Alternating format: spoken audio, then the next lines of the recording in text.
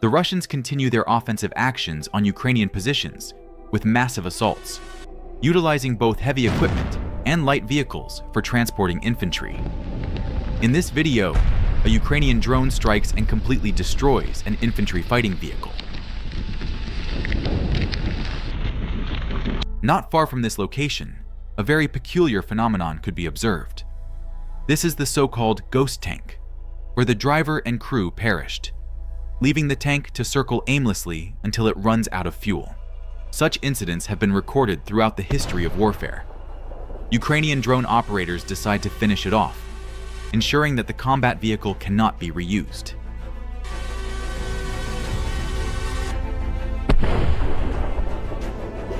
The start of a new mechanized assault by Russian forces unfolds in this scene. A formidable heavy tank advances to carry out its mission, only to be targeted by kamikaze drones.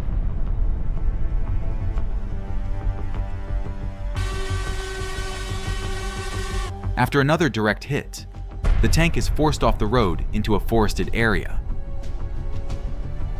Hoping the dense trees will provide protection from the relentless drones. However, it presumably becomes stuck, leaving it vulnerable as nearby drones begin their systematic strikes.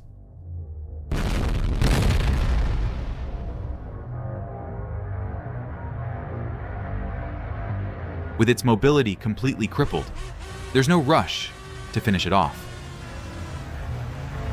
The drone operator takes aim and delivers another precise strike, hitting the target with remarkable accuracy. Under the cover of darkness, specialized heavy drones deliver the final blows, ensuring the tank will never re-enter the fight.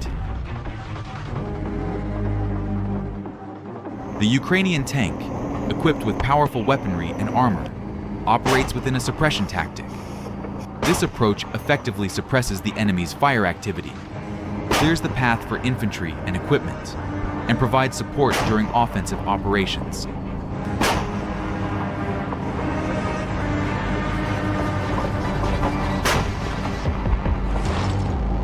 Next, a tank moves in tandem with an infantry fighting vehicle. They reach their designated location, and the IFV deploys infantry.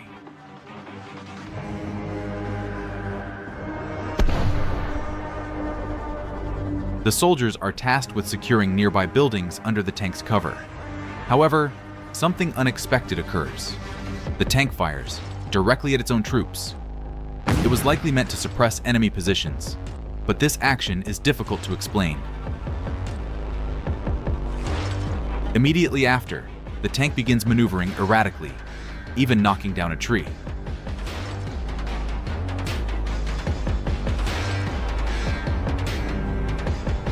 Meanwhile, a Ukrainian FPV drone hovers above, releasing a munition that hits the tank squarely.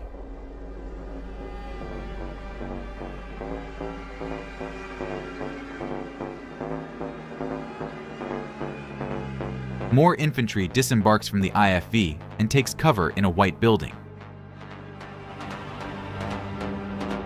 Pay close attention to the building the infantry enters and remember it well. This will become significant later.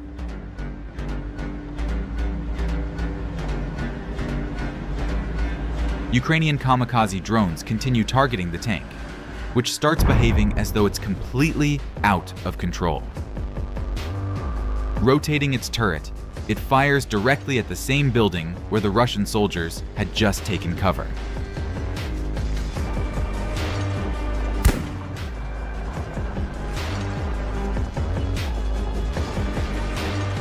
The tank crew's actions defy explanation as they proceed to demolish the white structure shot by shot.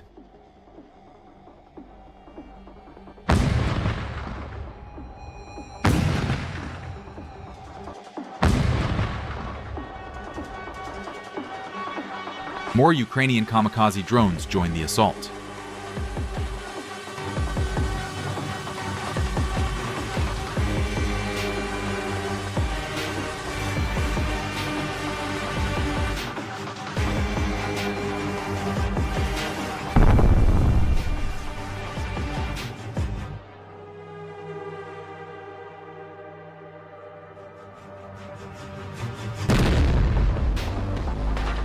Though one drone fails to detonate, the tank has already taken significant damage. Meanwhile, the tank continues its chaotic firing, seemingly without any clear target or coordination. A final drone lands a direct hit.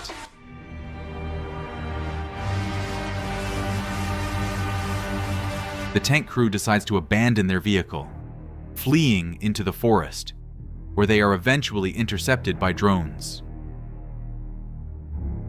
Not long after, the tank and the accompanying IFV are destroyed completely.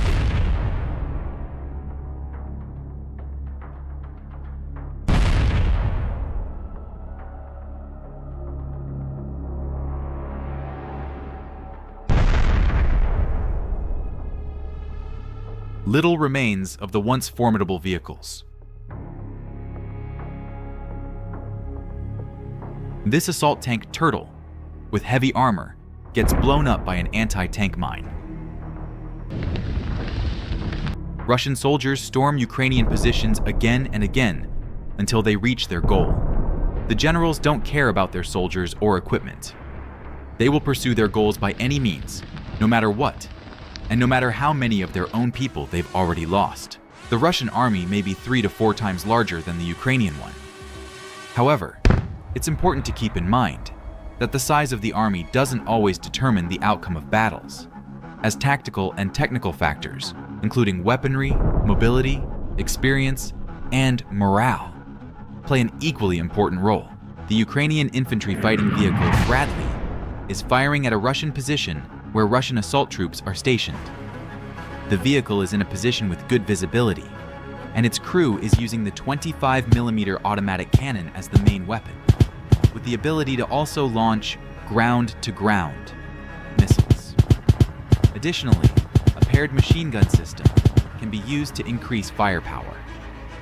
On the opposite side, Russian assault troops, likely part of an infantry or specialized assault group, are taking cover, trying to repel the attack.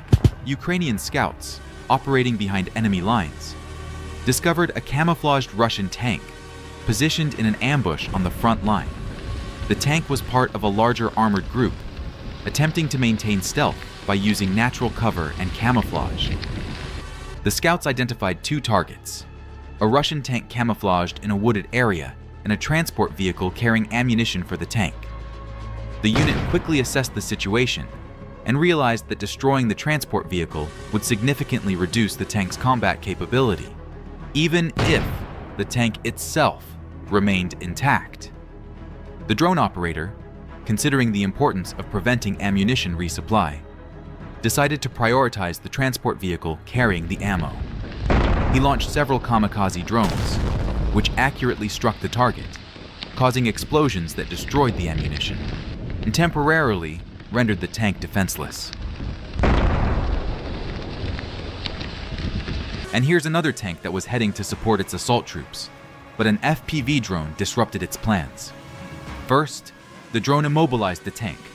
Then, after assessing the situation and aiming carefully, it delivered devastating strikes, causing the vehicle to burn out completely.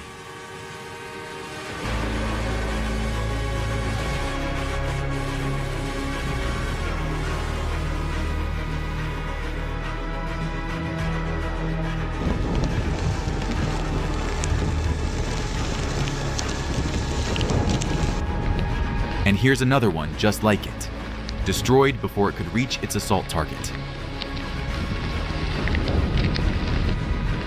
Russian losses in equipment could amount to tens of billions of dollars, considering all types of weapons and equipment destroyed or rendered inoperable during combat.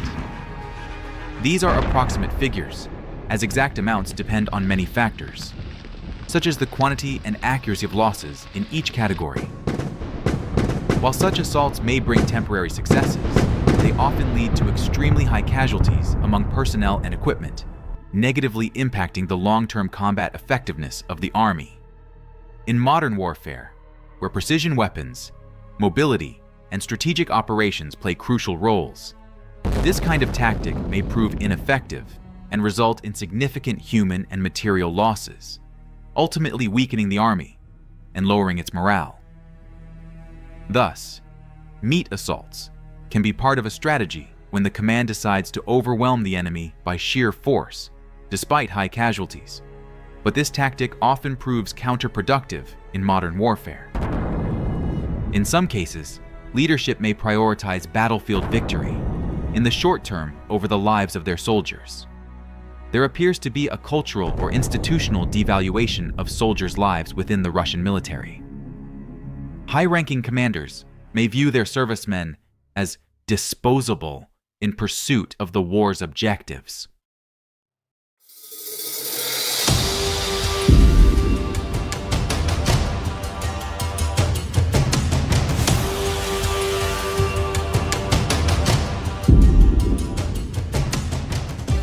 Struggling to make good the loss of thousands of armored vehicles, the Russian military has long relied on unarmored vehicles, motorbikes, all-terrain vehicles, vans, and trucks to carry infantry into battle. But the pickup truck and sedan assault outside the fortress city of Pokrovsk this week may have marked an inflection point. It was possibly one of the first significant Russian attacks where all the vehicles were civilian models. It's an ominous development for Russia, but not necessarily a decisive one. As a Ukrainian drone observed from on high, a platoon or company-sized Russian force assembled outside Pokrovsk in eastern Ukraine's Donetsk Oblast climbed into at least 7 trucks and cars and rolled toward Ukrainian positions. One of the vehicles flew an old Soviet flag. The outcome should shock no one. Russia's best armored vehicles are vulnerable on the shell-pocked, mine-infested, drone-patrolled landscape outside Pokrovsk. Its worst unarmored vehicles are even more vulnerable.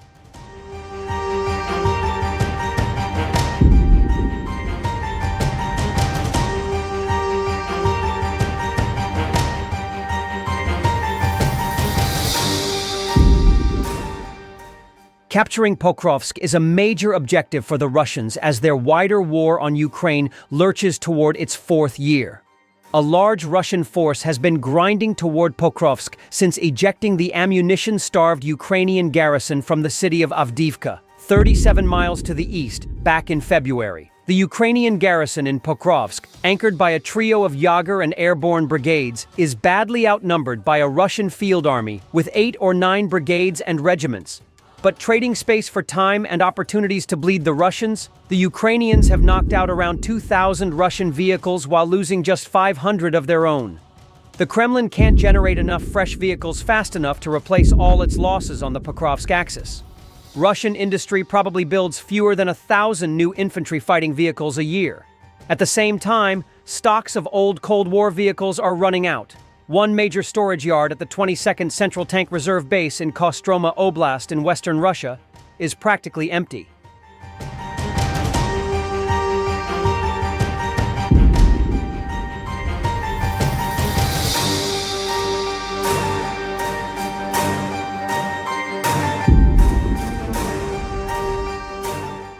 Hence the pickup trucks and cars, and the decisive defeat of that recent attack toward Pokrovsk. But not all Russian assault groups are so poorly equipped, and not all of them get beat. By employing small, continuous assaults, Russian troops eventually expose and exploit weak points in Ukrainian defenses, explained Tatarigami, founder of the Frontelligence Insight Analysis Group. While this approach results in high Russian losses, which are deemed unsustainable in the long term, it has proven effective in the short to medium term. That the pickup and sedan assault failed doesn't mean the overall Russian offensive will fail. The Russians are racing against the coming depletion of their vehicle reserves to capture as much of Ukraine as they can. Time and attrition may save most of Ukraine, but possibly not Pokrovsk.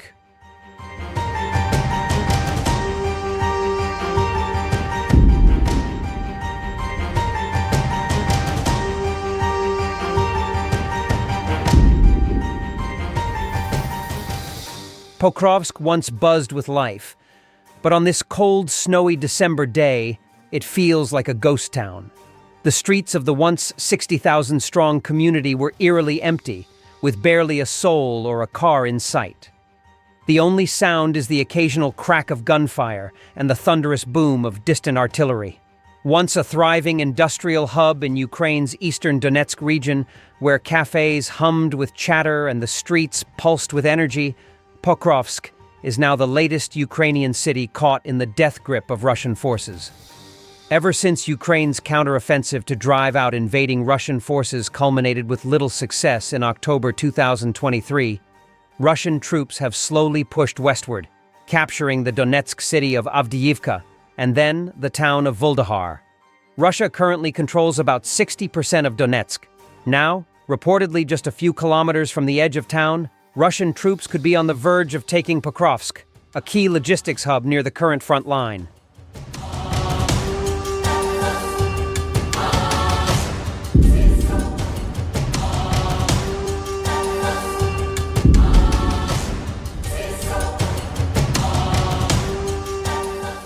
Pokrovsk is strategically significant because it serves as a major transportation hub, is close to the front lines, and serves as a supply hub for military operations in the Donbass region. The rate of Russia's territorial gain in Donetsk has been increasing every month since August, despite a surge in Western military aid, raising concerns about a potential Russian breakthrough. The loss of Pokrovsk would further open the door to one of Russia's main war aims, capturing the rest of the Donetsk region, one of 4 that Moscow claims to have annexed in November 2022 following a fabricated election. Russian President Vladimir Putin in June said he would agree to a ceasefire and peace talks only if Ukraine withdrew from the 4 regions, which also include Luhansk, Zaporizhia, and Kherson, and renounced ambitions to join NATO.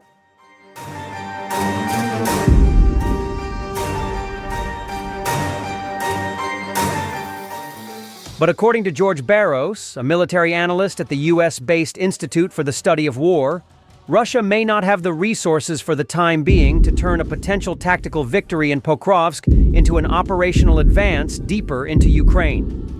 Russia lost more than 500 tanks and 1,000 fighting vehicles, enough hardware to equip 5 mechanized divisions, as well as tens of thousands of troops during the year-long 45-kilometer march westward to the outskirts of Pokrovsk. What we're seeing here is the end of a very, very long Russian marathon, where the Russians have spent an eye-watering amount of resources to advance over a very objectively small amount of territory, he said. If the Russians do seize Pokrovsk, the current campaign will likely culminate due to force and resource constraints, Barros says.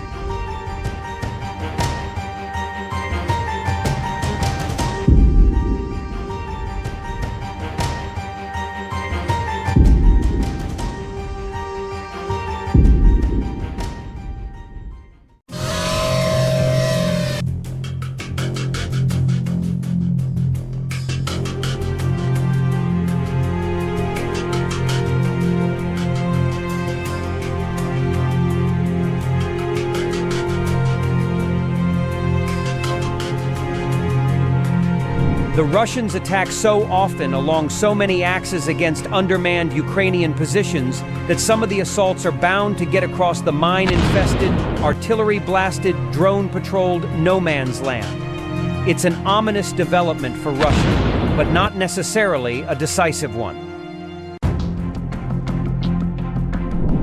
Besides, if North Korea's elite troops were expecting an easy campaign against Ukrainian forces entrenched in Russia's Kursk region, they faced a harsh reality on the ground. North Korean military support is coming at a critical time in the war.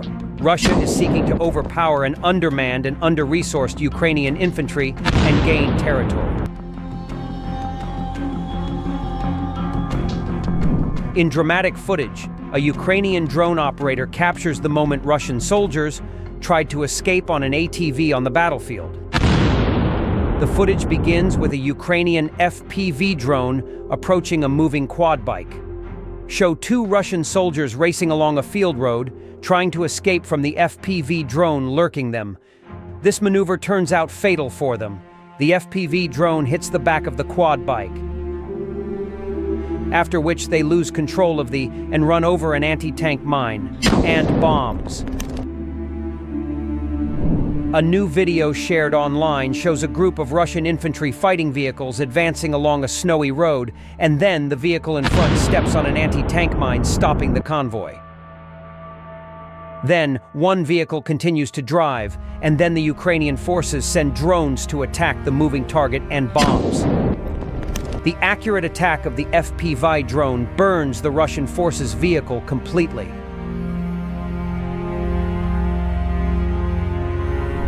In the epic battle on the front line, Ukrainian drone operators destroyed 3 Russian tanks in an ambush on the battlefield.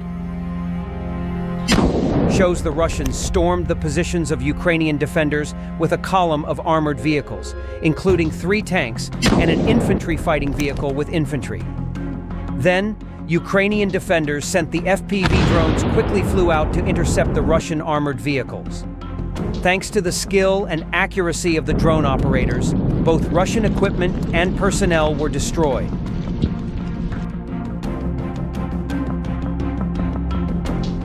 The beginning of the end of the great Russian tank and armored fighting vehicle wave.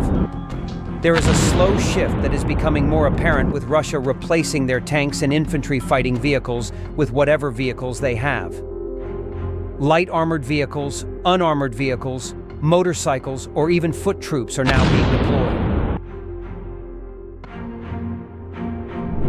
A new moment shared on social media shows golf carts driving along a forest path with soldiers on top. Then the front vehicle catches fire after hitting a mine, and the rest of the Ukrainian drone operators are lurking from above and taking out the second vehicle. Again, bombs. Ukrainian President Volodymyr Zelensky said on Monday that more than 3,000 North Korean soldiers have been killed and wounded in Russia's Kursk region, and warned that Pyongyang could send more personnel and equipment for Moscow's army. There are risks of North Korea sending additional troops and military equipment to the Russian army, Zelensky said on X. Russia has neither confirmed nor denied the presence of North Koreans on its side.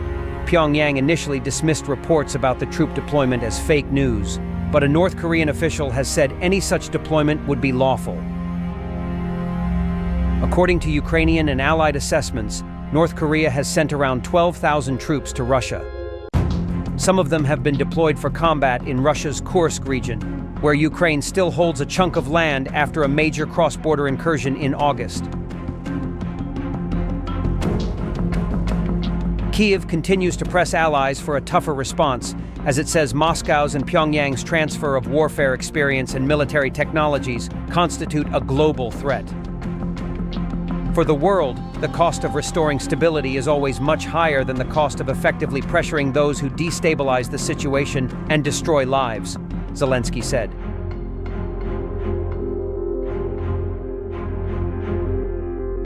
Meanwhile, as reported by Reuters, Russia is willing to work with Donald Trump's incoming administration to improve relations if the U.S. has serious intentions to do so, but it is up to Washington to make the first move, Foreign Minister Sergei Lavrov said on Thursday. Trump, who will return as U.S. president on January 20, styles himself as a master dealmaker and has vowed to swiftly end the war in Ukraine, but has not set out how he might achieve that beyond getting President Vladimir Putin and Ukrainian counterpart President Volodymyr Zelensky to agree to end the fighting. Trump's designated Ukraine envoy told that both sides were ready for peace talks, opened a new tab, and that Trump was in a perfect position to execute a deal to end the war. If the signals that are coming from the new team in Washington to restore the dialogue that Washington interrupted after the start of a special military operation are serious, of course, we will respond to them, Lavrov told reporters in Moscow.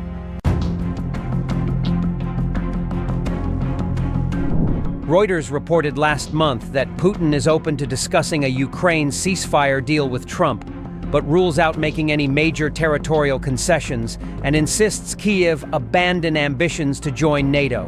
Russia holds about 20% of Ukrainian territory. In addition, U.S. President Joe Biden said he had asked the Defense Department to continue its surge of weapons deliveries to Ukraine after condemning Russia's latest attack on Ukraine's energy system and some of its cities.